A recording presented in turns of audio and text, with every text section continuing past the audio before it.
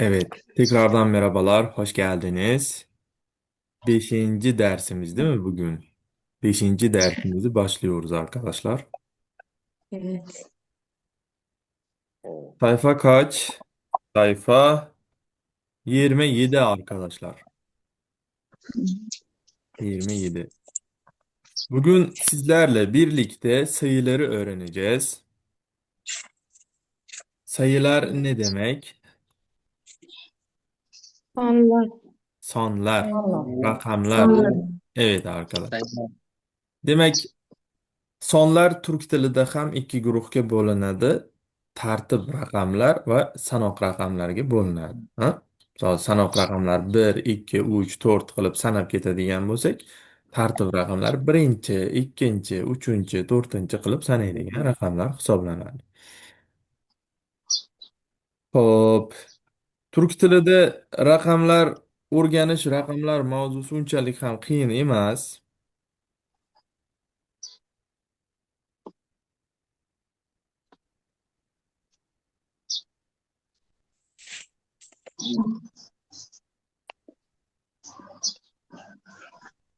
Hop, turk tilida raqamlar o'zbek tiliga judayam yaqin, judayam o'xshaydi. Faqat shu qalin unli va inja unlilarga ko'proq e'tibor berilib bo'ldi. Qolgan tarafi unchalik ham muammo emas. Kitob yaxshi ko'rinyaptimi? Keldimi kitob hammaga?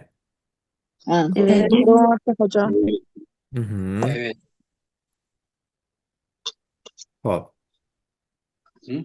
Demak, sıfır, sıfır, sıfır nima degani ekan? Nol. No. Nol degani. Sıfır, sıfır, Hop. Sıfır, nol. Bir, No. bir, Bir, Ben. bir, bir degani. Ha? iki, Hop. 2, 2, 2 degani. İki. 3, 3, Üç. 3 degani. 4, üç, 4, dört, dört, 5, Beş. 5, beş, 6, 7, altı, yedi, 7, 8, 9, yedi, 10. sekiz, yüz, Hop. Bu yog'i yedi, mana on iki, 11, 12 bo'lib ketadi. Undan keyin 20, 21, 22, 23, 30, 30 qaranglar, yozilishiga e'tibor qilinglar. 30, otuz, 39, otuz, 40, altı, 50, sekiz, qaranglar, 50, altmış, 60, altmış, 70, 80, 90, 100, Seksen.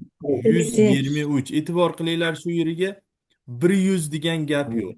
100 bilan boshlaymiz. yüz bir, 123, 123. Ben, qaranglar. Ben, bin, Min. 10 bin, 100 bin, 1 Bir min. milyon. Yüz min. Bir milyon. Aha. yüz bin, dört. Shunaqa qilib o'rganamiz. Xo'p. Demak, jadvalni bu tarafida bir daqiqa hozir. Jadvalni bu tarafini sizlar o'zingizlar to'ldirib turinglar-da. Keyin bitta-bitta o'qib berasizlar. Xo'pmi? Mana bu 31dan pasti muhimroq ayniqsa. Olur, olur.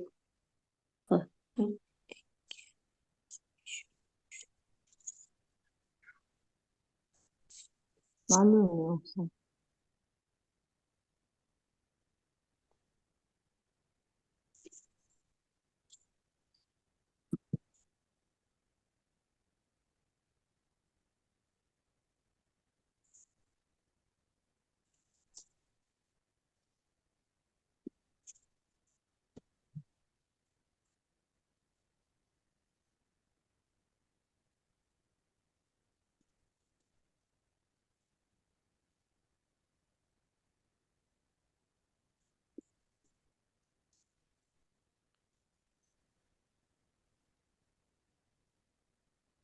Xo'p, demak,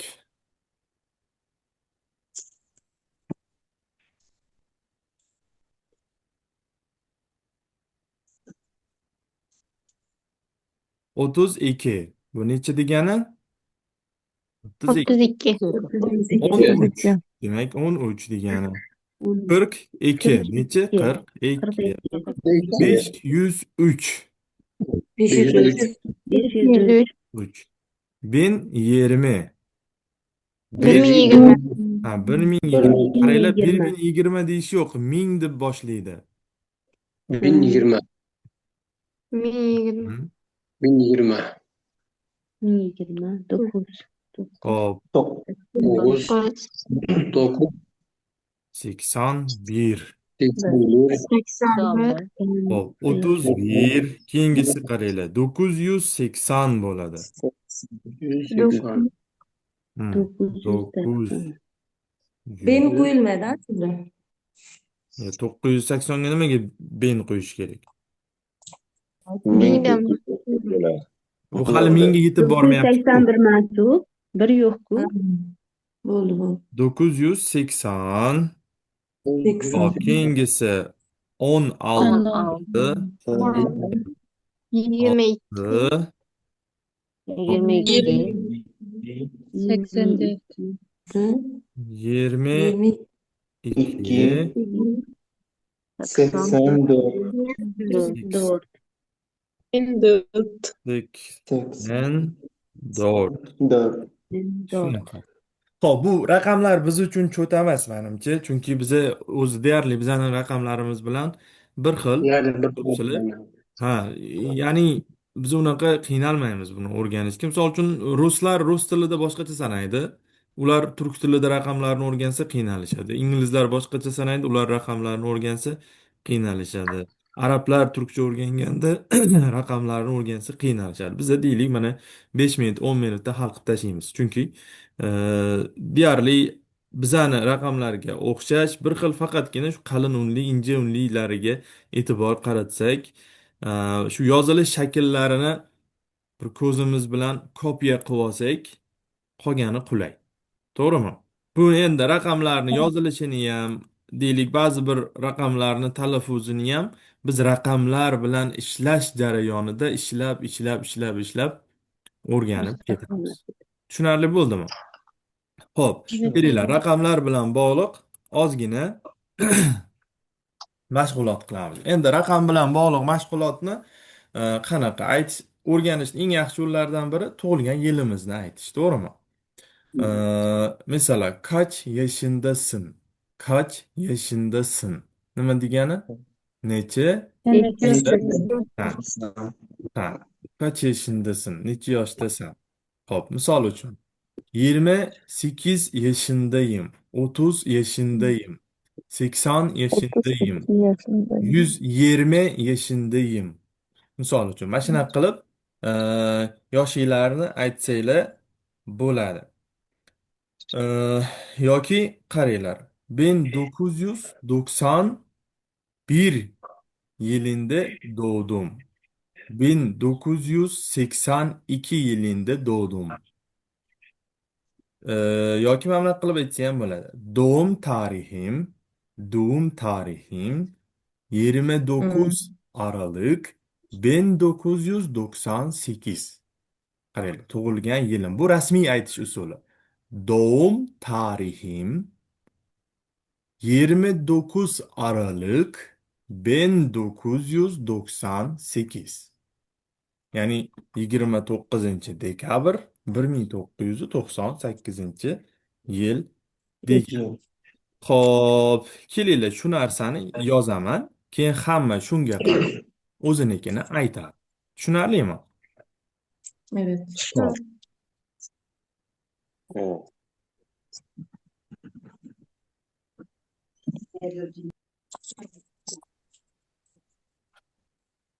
Xo'p, shu yerda yozaman, qaranglar.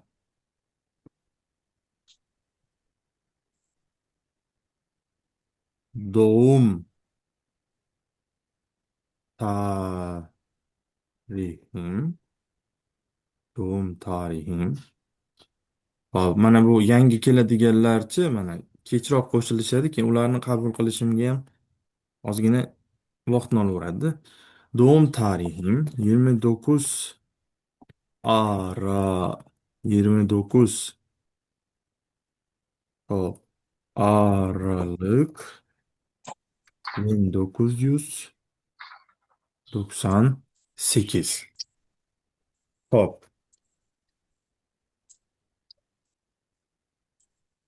Odatda tug'ilgan yilini o'rtasida mana bunaqa chiziqcha qo'yishadi.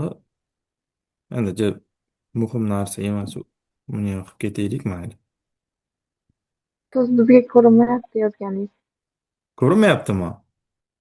Yo'q. Yo'q. Ko'rinyapti-ku. Yo'q, Bizga yo'q, ko'rinmayapti. yo'q degani ko'rinyapti deganimi, ko'rinmayapti deganimi? Ko'rinyapti. Ko'rinyapti. Ko'rinyapti. Ko'rinyapti. Mana Tepaga qarang, qizil bilan yuqoriga yozadi. yozdim, mana kitobni eng yuqori Kitobga yozadi. tepasiga sarlavha qilib qo'yib qo'ydim kitob tepasiga. Xo'p, Fotima xonim, gaplashsangiz mikrofonni o'chirib gaplashing. Xo'p, qaranglar. Doğum tarixim 29 Aralık 1998. Endi qaranglar, sizlar o'zinglarni tug'ilgan yilinglarni aytasizlar. Xo'pmi? Xo'p.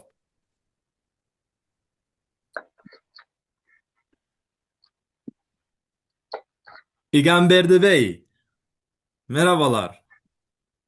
Merhabalar. Doğum tarihiniz Doğum tarihim 2.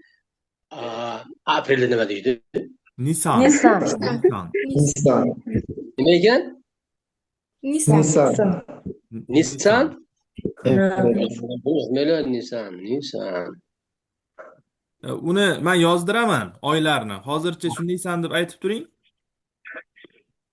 Sonni o'zi bilan. 2. Nisan 1966 yil. Shunday. Xo'p, 16 bunaqa yoshdaman. aytamiz. Qarang. Doğum yiliniz kaç? Tug'ilgan yilingiz qachon yoki qaysi yilda tug'ildingiz deganida doğum yiliniz kaç desak. Xo'p, 2 Nisan deyaptilar. E'tibor qilyapsizlarmi? Ch qo'shimchasini qo'shyaptilar. Ch qo'shimchasini.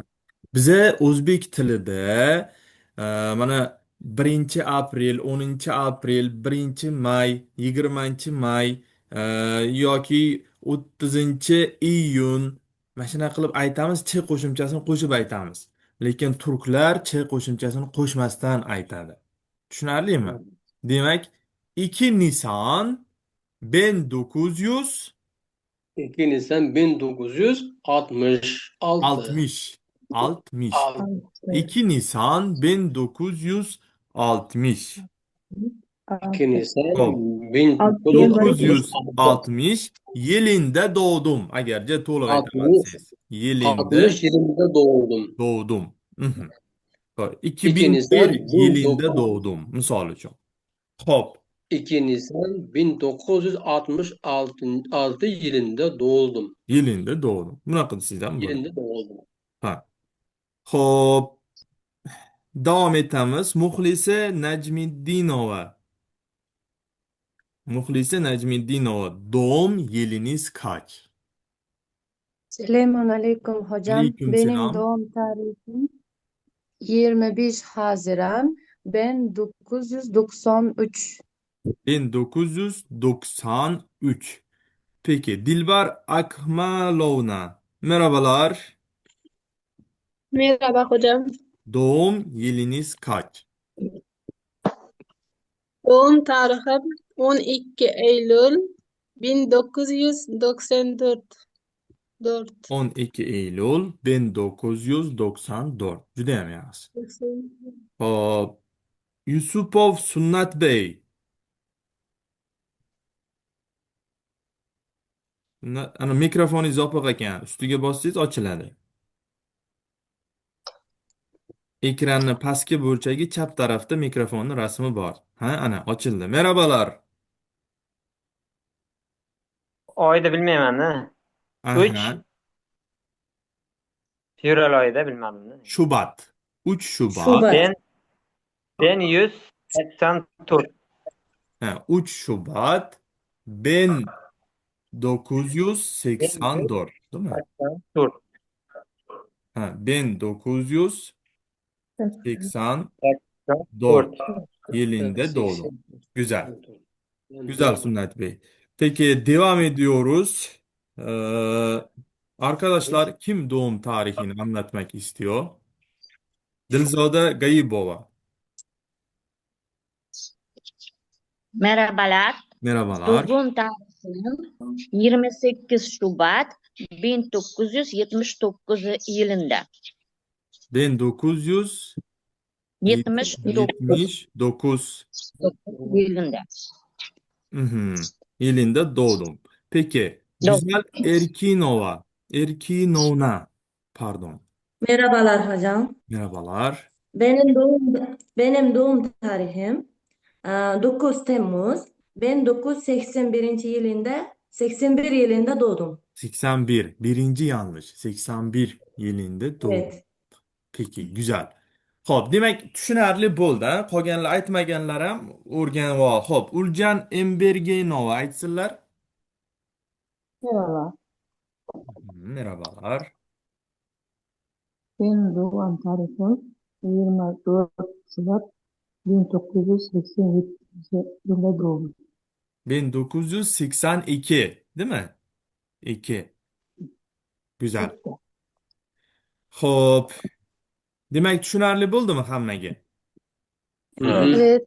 Mana Evet. raqamlarni ham mashq qilib oldinglar bahonada. Tug'ilgan yilinglarni ozgina aytishni o'rgandinglar. Masalan, kaç yaşındasın? 33 29 yaşındayım. yaşındayım. 43 yaşındayım. Yaşındayım. 150 yaşındayım. Değil mi? Oh. Hop, shunday qilib yoshinglarni aytasizlar. Kaç kardeşin var?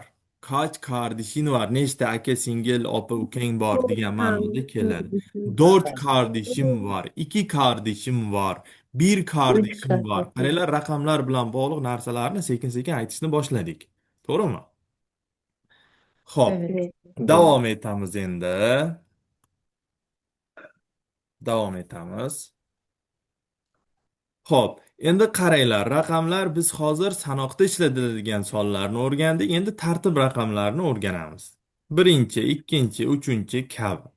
Tartib raqamlarni aytganda bizaga mana bu necha qo'shimchasi yordam beradi.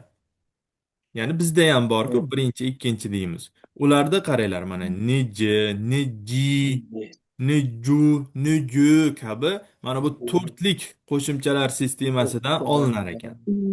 Ya'ni A va I bilan tugasa raqamning oxiri, unga neji qo'shiladi.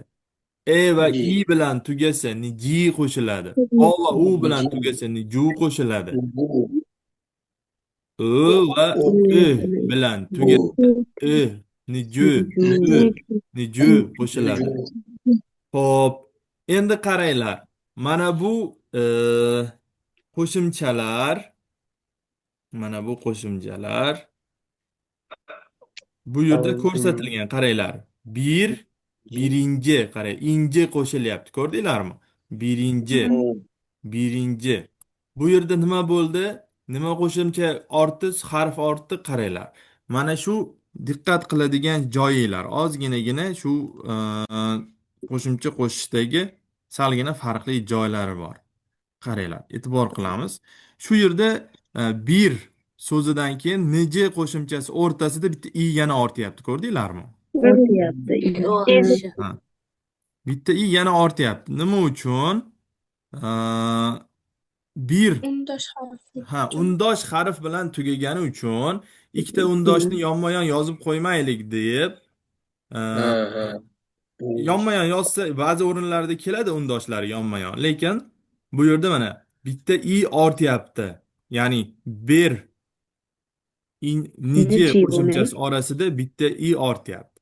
Endi qaranglar, 2 da o'zi unli bilan tugagani uchun hech qanaqa anaqa ortmayapti. Unli ortmayapti, faqatgina nejini o'zi qo'shilyapti. Ko'rdinglarmi? Ko'rdinglarmi? Endi 3 ga e'tibor qilamiz. 3 da ham xuddi shunaqa. 3 da ham 3 ch bilan tugadi. O'shaning uchun bitta unli yana ortdi, qaranglar. Yana ortdi. Uchinchi. Ko'rdinglarmi? Nuju qo'shimchasi o'rtasida yana bitta u ortadi. Xo'p, endi 4 ga e'tibor qilamiz. 4. Bunda ham yana bitta u ortyapti. Dördüncü. Xo'p, 5 ta ham xuddi shunaqa. 5-chi bitta i ortyapti. Endi 6 ga e'tibor qilinglar. 6 ga o'zi 6 i bilan tugab turibdi. Mana qaranglar, qoida qilib berilgan bu narsa. 6 i bilan tugagani uchun nejini o'zi qo'shilyapti. 7 i bilan tugagani uchun nijini o'zi qo'shilyapti. Bunga bitta unli orttirish shart emas, deyapti. Shart emas. Alohida qizil qilib ko'rsatib qo'yibdi. Faqatgina 10 harfiga kelganda qaranglar mana 10, 10-cu, 10-cu, 10-cu. Xo'p, 3, 3-cu. Ya'ni bu yuqoridagi ikkitasi bilan bu ikkitasini farqi bor. Shunga e'tibor qilinglar degan ma'noda berib qo'yibdi-da. Ya'ni oxiri unli bilan tugagan harflardan ikkita misol bergan, oxiri undosh bilan tugagan harflardan ikkita misol berib qo'ygan. Ya'ni u bilan buni farqi bor. O'rtada bitta mana chiziqcha qo'yib, bitta unli ortayotganini bizga tushuntirishga harakat qilyapti bular. Ko'rdinglarmi? Evet. Mana bitta chiziqcha qo'yib, unli ortayotganini bizga tushuntirishga harakat qildi. Xo'p, demak, mana bu qo'shimchalar harflarni oxirida keladigan unlilarga qarab qo'shilar ekan. 20. Ha. Ko'rdinglarmi? Nima uchun biz nima uchun biz mana 1 ga 1-chi qilib yozdikda, nima uchun 4 ga 4-cu qilib yozdik? Sababiki 4 ga mana bu unli bor. Shundan kelib Unli bor. 4-chi qilib yozdik. Mana qoidada yozib qo'yibdi. Agar bu unli bo'lsa, mana bu qo'shimchani qo'sh deb. Ko'rdinglar? Shundan kelib shunaqa qilib yozyapmiz. Grammatik nimalar, raqamlarni ko'p-ko'p o'qiyversanglar, o'z-o'zidan esinglarga tushib anaqa bo'lib ketadi. Xo'p. Mana biz tartibda, demak, mana medallar berishda, mana bunaqa sovrinlar berishda tartib raqamlarini ishlatamiz degan ma'noda bularni qo'yib qo'yibdi. Xo'p.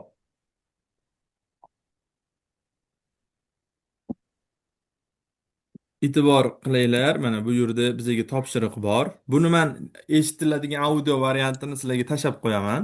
O'zingizlar eshitib yana bajarsanglar bo'ladi. Hozircha o'qib turamiz, xo'pmi? Xo'p, Fotima xonim o'qisinlar. Fotima xonim zerikkanlardan atrofdagilar bilan gaplashdilar boya. Marhamat. O'zimni ismimni qo'yib ketaveraymi? Yo'q, yo'q. Bularning ismi bilan o'qishga majbursiz. Sababi pastda topshiriq bor. O'zingiz ismingiz bilan qo'ysiz, pastda mana bu yerda Umer, Zaynab, Mustafani yoniga Fotimani ham qo'shishimiz kerak. Evet. Mhm. Adım Ömer. Öğrenciyim. Üniversitede 2. sınıfta okuyorum. Doğum tarihim 12-12-1994. İstanbulluyum. Ha. Maşallah. Demak, üniversite 2. sınıfta okuyorum. Qaranglar, 2dan keyin nuqta bo'lsa, bu nuqta ch qo'shimchasini bildiradi. Doğum tarihim 12 Aralık 1994. İstanbulluyum. Qaranglar, İstanbullu. Mana bu lu qo'shimchasini o'tgan safar o'tgandik. Yum degani ya'ni men degan ma'noda keladi. İstanbulluyum. Xo'p, keyingisini davom etamiz. Xo'p, Egamberdi aka. Hı hı.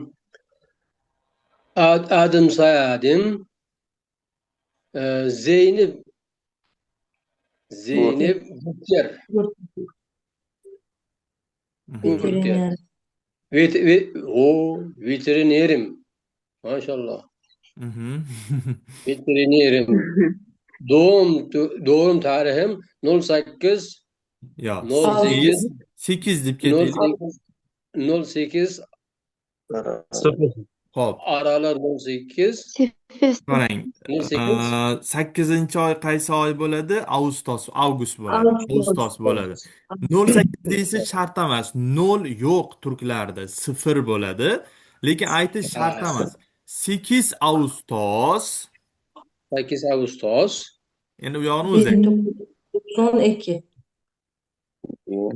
1992. 1992. Aha, davom 92. etamiz. Telefonum numaram 0566 3'te 7 20 20. 20. 20. Raqamlarni bir takror o'qib chiqing, xo'pmi? O'zbekcha aytib ketib qolyapsiz-da. 20 Ning o'ziga G yo'q, 20da 20. Xo'p, 20. ularni e, bitta-bittalab aytsangiz ham bo'ladi. 05 66 05 66 777 20. Shu shaklda aytsangiz bo'ladi. Xo'p, 0 566 777 20 20 20. 20 Xo'p, 20 davom 20 etamiz. 20 Xo'p, davom etamiz. Menda G'ofur qaysi ozgina? Raimov. G'ofur aka, marhamat. Terziyim. Evet. Doğum Adım Mustafa Terziyim. Doğum tarihi 25 Ekim. e, Ekim. Ekim, oktyabr. 25 Ekim 1952 52. ev telefonum ev telefonum 300. 357 12 Antalyalıyım. Antalyalıyım. Xo'p, demak Antalyani eshitgansizlar, Turkiyaning eng turistik shahri. To'g'rimi? Turkiyaning eng turistik shahri Antalya hisoblanadi. Turkiyaning eng kalabalık shahri Istanbul. Ya'ni eng odam ko'p shahri, kalabalık degani gavjum. Shahri Istanbul. Turkiyaning boshkenti Ankara, ya'ni poytaxti Ankara. Xo'p, demak bu yerda bilishinglar kerak bo'lgan so'zlar, o'rangini bilasizlar. Veterinar so'zi hayvonlar shifokori. Veterinar. Ha. Terziyim deyapti. Tikuvchi ekan bu. Otaxon tikuvchi ekan. Terzi. Xo'p, endi qaranglar, davom etamiz. Maslak degani kasb degani. Meslak, kasb. Buni ham yozib qo'yinglar. Terzi, ya'ni kimni maslagi terzi, tikuvchi edi? Mustafoni bitta qo'yib e'tibor qilinglar. Xo'p, davom etamiz. Doğum yeri İstanbul, ya'ni tug'ilgan joyi qaranglar. Doğum yeri İstanbul. Kim İstanbullik edi? Ömer. Ömer İstanbul'dan edi. Xo'p. Doğum tarihi 1992. Kim 1992 tug'ilgan? Zeynep. Ha, boya o'qidik. Xo'p. Zeynep. Telefon numarası 05 166 777 20. Zeynep. Zeynep. Xo'p. Meslek veteriner. Zeynep. Zeynep. Doğum tarihi 25 Ekim 1952. Mustafa amca. Yani amaki degan. Mustafa Ağabey. Amca deb qolaylik. Abi desa ham bo'ladi. Mustafa abi. Mustafa bey. Mustafa Bey. Xo'p, davom etamiz. Qaranglar, keyingi qo'shimchamiz lar qo'shimchasi. Hozir 5 daqiqa vaqtimiz qoldi. Lerni qo'ldan kelgancha tushuntirishga harakat qilaman. Menimcha yetar ekan vaqtimiz. Shu 40 daqiqa bilan tugatamiz. Xo'p, ler bu ko'plik qo'shimchasi. E'tibor qilinglar. Ler bu ko'plik qo'shimchasi, ya'ni turk tilida cho'l eki deyiladi. Cho'l eki. O'zbek tilida lar deyiladi. Bir narsani ko'p qilib aytish. Misol uchun, ler eki ismlari gelerek birden fazla kişi, hayvan veya nesne olduğunu bildirir. Yani isimlarga qo'shiladi, otlarga qo'shiladi va birdan ko'p ekanligini bildirar. Narsalarni, hayvonlarni, insonlarni. Xo'p, qaranglar. So'zlarni oxirgi unlisiga qarab larlarga ajratiladi.